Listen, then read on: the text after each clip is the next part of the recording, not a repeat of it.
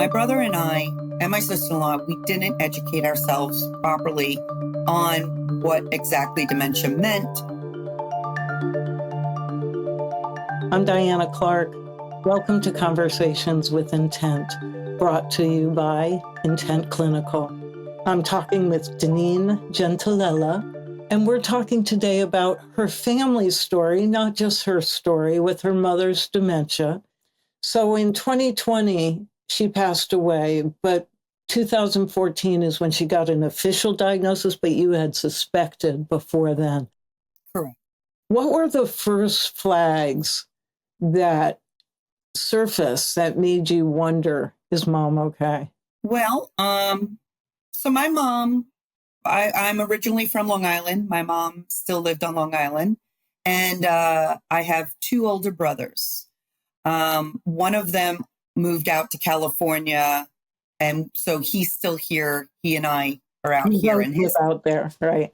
Yeah. Yeah. He lives in Orange County. I live in Los Angeles. He's married with 3 kids. So when my mom would come to visit, she would stay with him. And at the time, my sister-in-law didn't work with a 9-to-5 job, but she was always there for my mom. So she kind of suspected, saw some things. And I would say, look, we all go through forgetful things. Where are my keys? This, that, and the other thing. And the older we get, the more forgetful we get. So I didn't think anything of it until the day. It was always, I'd say, my mom would say, hey, what are you doing today? Or how's your day? And I would answer her, and she, 20 minutes later, she'd ask the same question. I'm like, oh, I just told you. We just talked about it. And then she would, go, oh, yeah. The day that she didn't go, oh, yeah. I went, oh, we might have a problem. So how old was your mom when you first noticed symptoms? So probably 71. She was a young woman. Mm-hmm. From our perspective. I agree. I know a lot of people in their 70s that still have their wits about them. They're very sharp.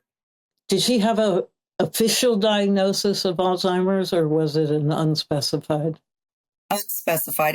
They just kind of called it dementia. And did she move in with one of you, or did she move into an assisted living of some kind, or? She moved in with my brother because he had the house. She liked his neighborhood better. She still was particular. She was still herself. She was very particular. Yeah.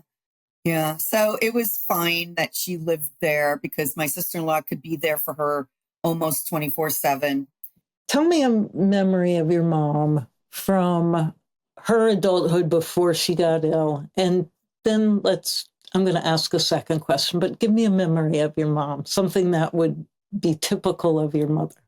We'd always reminisce and talk about the times when my brothers and I were growing up, how we listened to music in the den, and she would teach us how to do the Lindy and the hustle. And we just always talked about old times, which was great. The follow-up question is, did her personality, did those essential things about her change also in addition to loss of memory?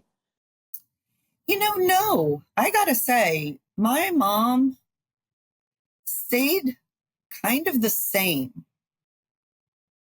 If you annoyed her, she'd let you know. Then and at the end, right? Yeah. Right.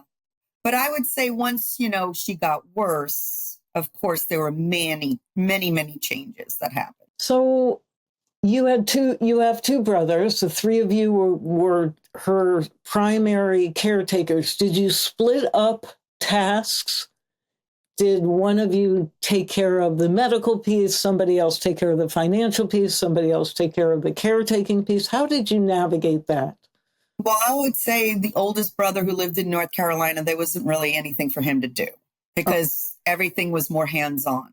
Got it. So my sister-in-law is the saint of our family.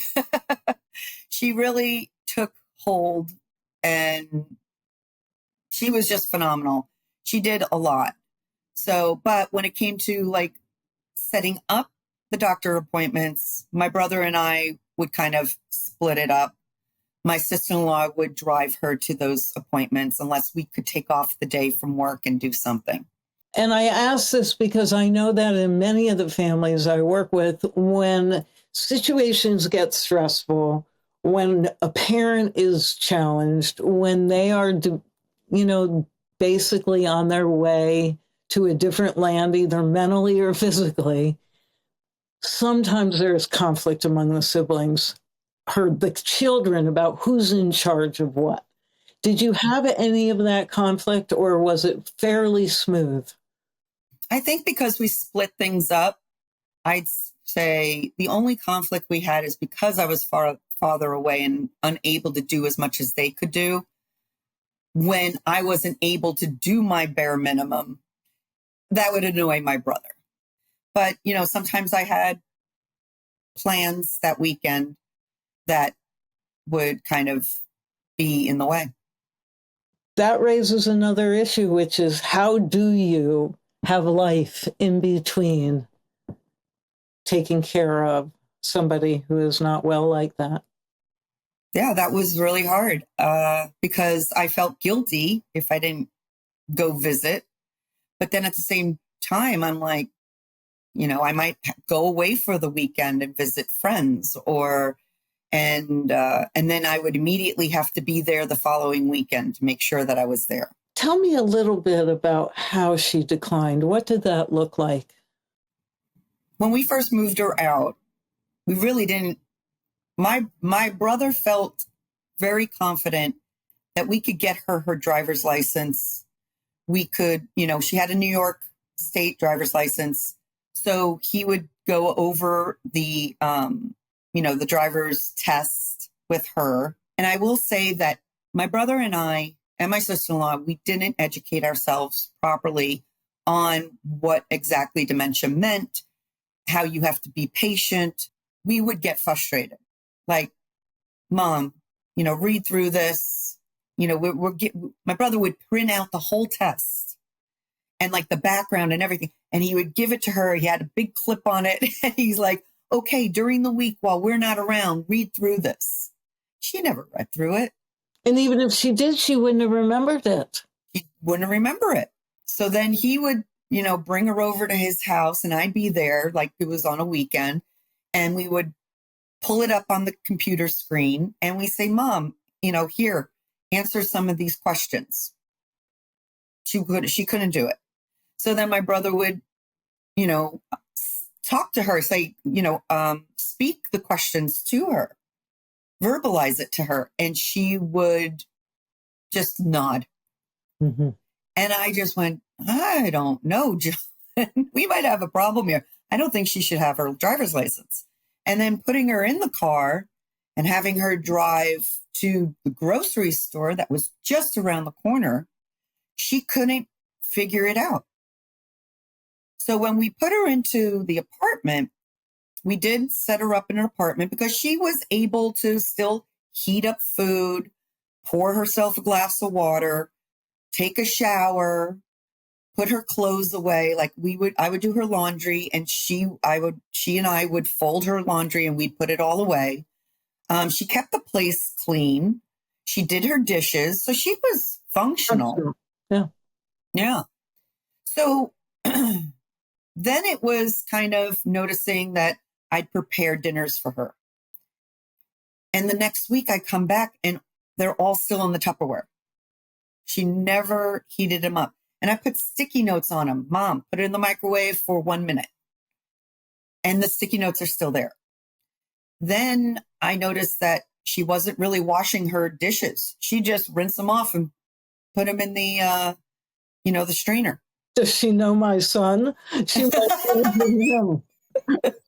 Right. I'm like, Mom, these aren't clean. Right. Then she would, then it would progress to taking her pills. I would have to call her every day. So then my brother assigned me, since I couldn't be there, he goes, you know what you can do? Call her every morning and make sure she takes her pills. So I'm at work and I have an alarm that sets off and I call my mom.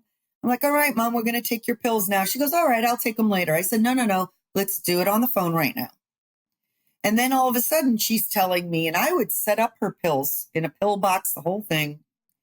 So I'm like, okay, the one that says M for Monday, open it up. And I think that she started to get a little confused.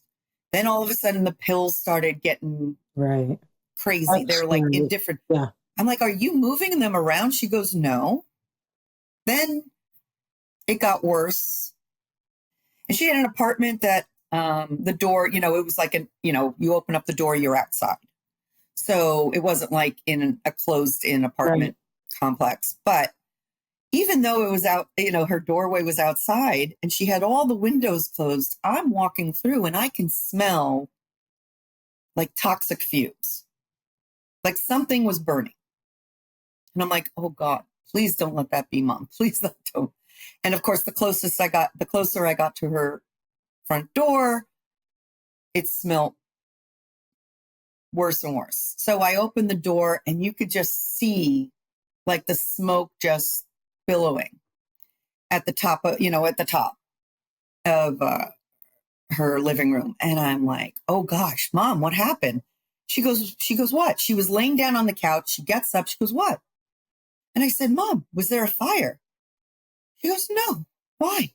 I go, there's smoke in the air on top of, on the ceiling. I could see it on the ceiling. So I go and I look in her kitchen and the microwave door is wide open and you could see that's where the smoke was coming from. And I look in her garbage and there is a Lean Cuisine plastic tray that's burnt. Like there's just pieces all over. And I went, oh my goodness. And I don't even see food, which scared the living daylights out of me because did she eat what was in there? That would be horrible. Like that's the worst thing. So when I looked at the microwave, the numbers on it was like 62, 63 minutes. And that's the time that she opened it up. So she put it on for much longer for it to catch fire. Yeah. And she had no clue she did it. So I called my brother immediately. I said, John, it's Saturday. I know he's home.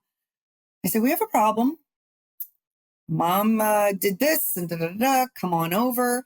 Can you pick her up? Because I'm opening up windows. I'm airing out everything.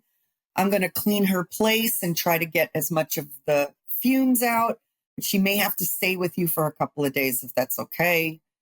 So he comes over. He takes a look at the microwave. He sees the microwave's totally burnt inside. He looks in the garbage. He's doing everything that I did. And then he starts looking at her. Mom, what do you think you did? So he closes the microwave. He's very logical man. He's an engineer. He wants to get to the bottom of how she did this. Right. And I'm like, do you really need to know how? Yeah. Yeah. So when he said, when you get your Lean Cuisine, what numbers do you put in? Well, actually, strangely enough, we saw her pressing the 9 button a lot. Oh, boy. And that scared us going, do you think she put in like 99 minutes? Probably. Maybe. I don't know. So he took her home. I cleaned as much as possible. I go to his house and I said, I don't think she should live alone anymore. She could have started a fire. And he fought me on it. He said, no. Heather and I will deliver food to her. I said, we're not buying her another microwave. No, definitely not. And she doesn't cook on the stove, so we pretty much feel secure that she's not going to start a fire. Okay, you want to deliver food? Go for it. So then he starts delivering. This goes on for like a month. Now she's kind of having health problems. I don't know how detailed you want me to get into this, but we're just going to say that my mom had a lot of health issues where she was having trouble passing bowel movements. So it was so bad that she ended up, I had to take her to the hospital. And then they were like, when did she have her last colonoscopy? And I said, I don't know. Because she definitely didn't have one with us. But I could have sworn I remember her telling me she did when she lived on Long Island. So they said, well, we think we're afraid something, this is bad. This might have led to this or could have caused something afterwards or whatever. Let's just make sure she's healthy. Okay. Well, they start asking her questions. What's your name? When were you born? She can answer those questions. Oh. And then the nurses, were looking at me. Does she live alone? I'm like, yeah. They thought I was the worst daughter on earth. How can you have her live alone? I was going to say, that must have felt like felt horrible. A spike in your chest. And every nurse that I talked to, because everywhere she went, whether we were filling out forms or they were doing a checkup on her, or they were taking blood, or they were checking her, her blood pressure, they all asked the same questions. And then when she went in, and I stayed with her overnight to make sure that, because they needed to do an emergency colonoscopy for the next morning, I had to feed her all the liquid you have to take. Oh, yeah. So luckily, the nurses, they loved me being there because I was doing their job.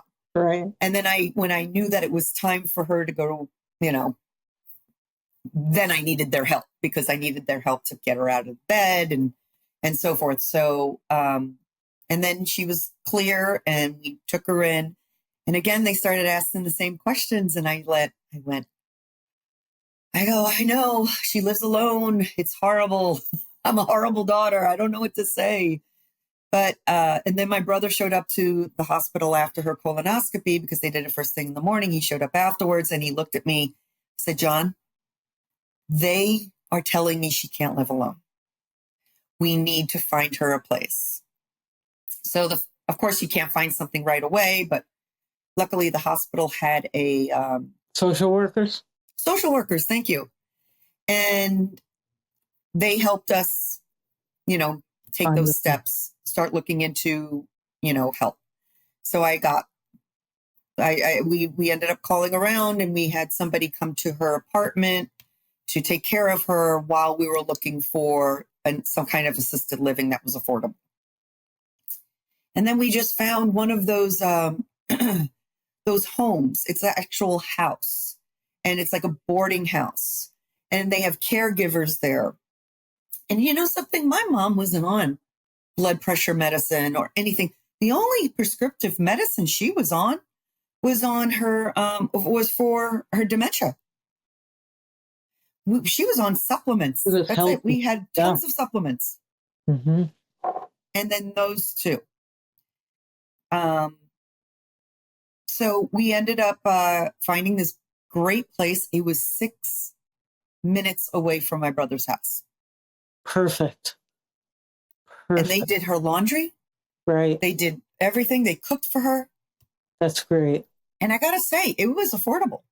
Yeah. I highly recommend these kind of, as long as they, she wasn't diabetic, so she didn't need an injection because obviously you need a nurse. So they would still accept her if she was, but we would have to arrange a nurse to come in. Private nurse.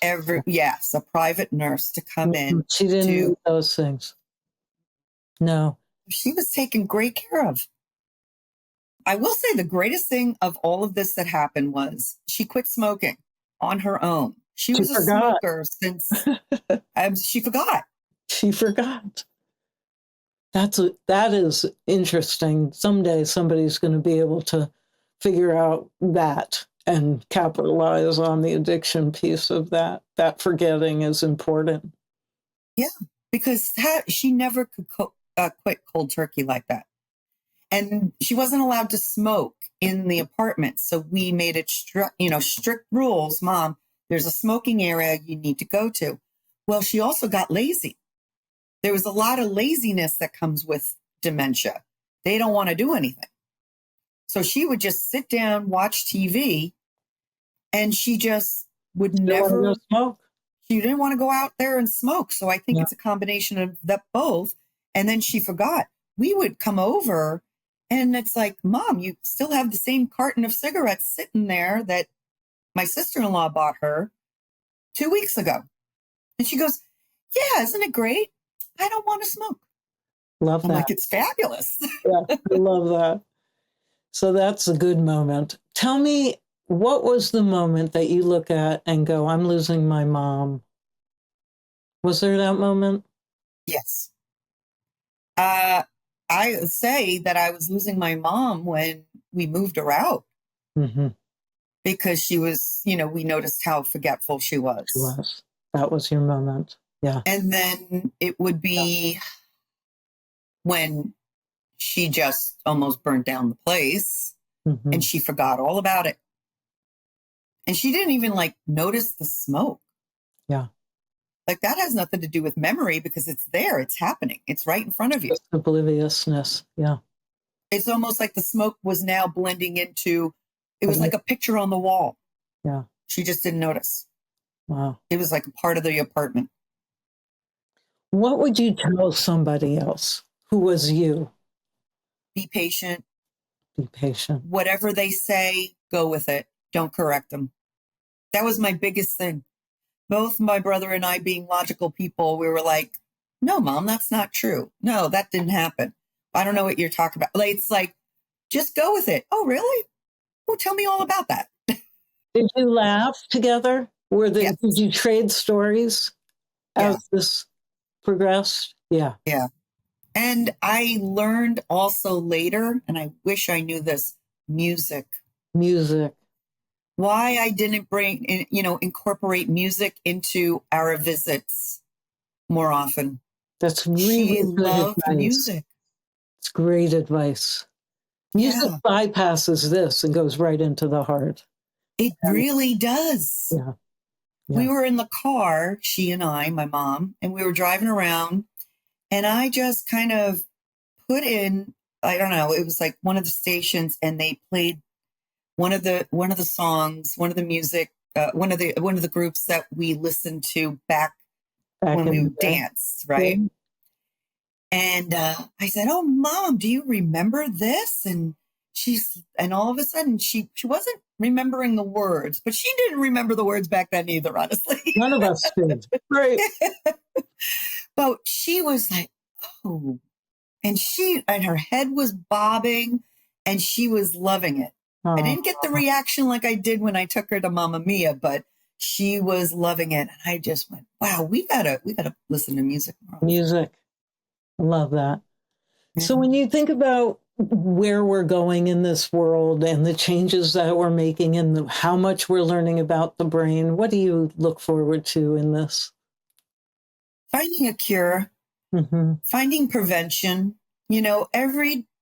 Almost every day I listen to the news, and almost every other time I'm listening, they always say, eat this. They feel that it's going to prevent Alzheimer's. It's going to prevent dementia. It's going to prevent, Parkinson's and everything, that comes with it. And I'm just like, and I'll go out, I buy my turmeric with pepper, Sure. Why not? my supplements. And, I try to do all of that and, try to continue to stimulate my mind with games that I play and reading and all sorts of things just to keep it going, just to keep my brain going.